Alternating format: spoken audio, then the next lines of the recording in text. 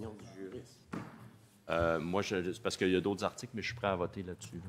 Alors, donc... Excusez, il y avait monsieur le député. Ah, OK, il y a d'autres. OK, bon. En fait, député de Rosemont, allez-y. C'est pas de crise de bacon à cette heure-là, là, mais c'est parce qu'on s'est entendu sur un ordre, puis celle-là était à nous. Fait que merci au député de La Fontaine d'avoir commencé la job, là, mais je vais quand même pas céder. Je ne pousserai pas la gentillesse à pousser, à renoncer à mon droit de parole. Qu'est-ce que ça veut dire? Il est interdit à un médecin de participer ou de continuer de participer. Dans quel cas de figure, puisqu'il ne peut pas participer, continuerait-il à participer?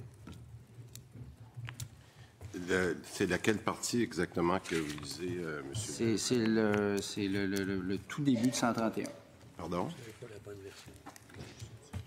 Premier alinéa. Ah, OK. Maître Paquin? Parce que j'ai pas la bonne version aussi. Oui, Madame la Présidente. Essentiellement ici, c'est que le cas où le médecin continuerait à participer, c'est lorsque la loi va entrer en vigueur. C'est ce que je pensais. Donc, Okay. ça serait pour une action qui serait entreprise au moment où la loi commence à s'appliquer. OK. Réglons un autre cas rapide. Là, les sanctions associées à 131 se trouvent où? Non, pas nécessairement. Est-ce que vous avez entendu la question? Oui.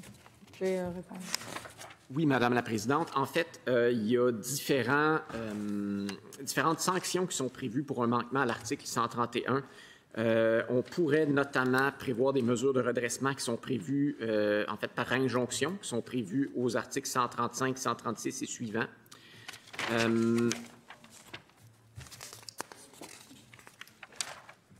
Il y a le manquement pourrait être considéré comme un acte qui est dérogatoire à la profession.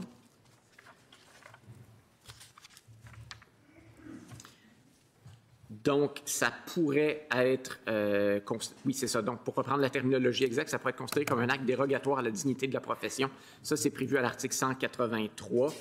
Dans certains cas, ça pourrait amener une réduction du nombre d'années de pratique qui sont reconnues pour notamment l'application des AMP et des plans territoriaux d'effectifs médicaux à hauteur d'une demi-année par jour que va durer un manquement. Et puis, dans le cas d'un médecin, ça serait ça si le manquement...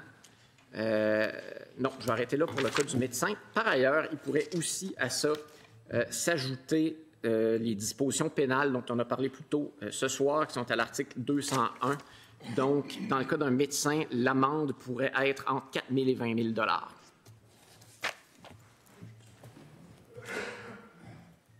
4 000 à 20 000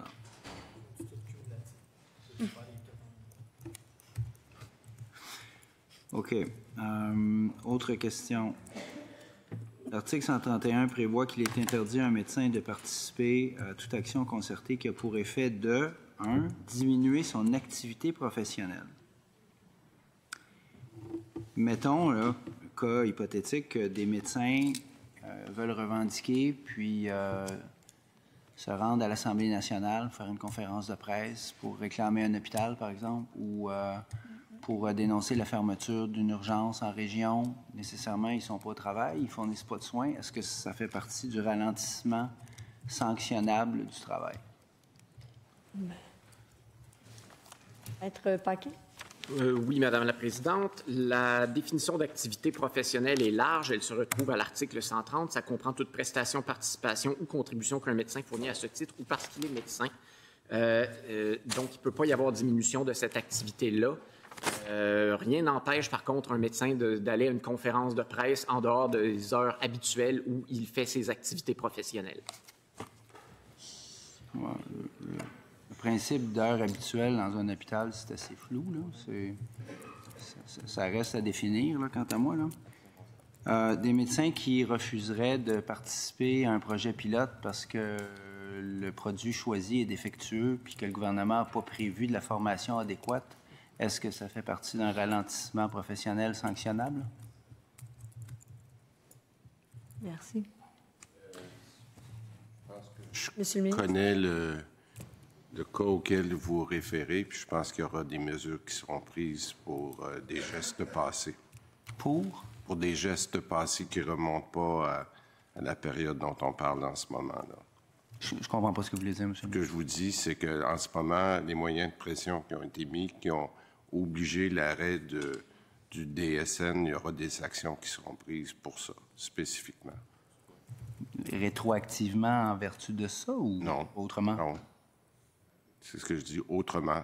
Il y aura d'autres actions qui seront prises spécifiquement sur le DSN.